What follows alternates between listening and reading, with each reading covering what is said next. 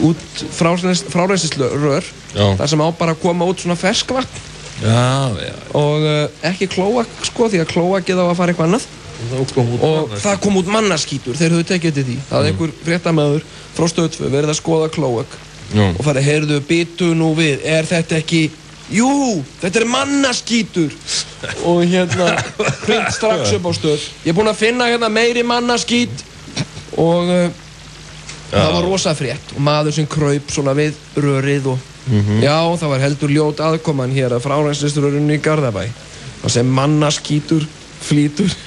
í ferskvatni og hérna svo var ég orðan fréttir í gær þá kom update á þessa frétt sko. þá kom í ljós sem sagt að þetta var misskilningur það hefði einhverju pörupistar hent grjóti niður í svona brunn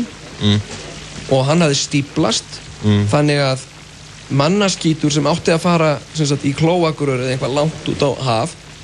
hann hafði leitað sem sagt, í annað frárennslisrör sko, sem var fyrir ferskvatni og hérna þannig að það er búið að leysa það mál það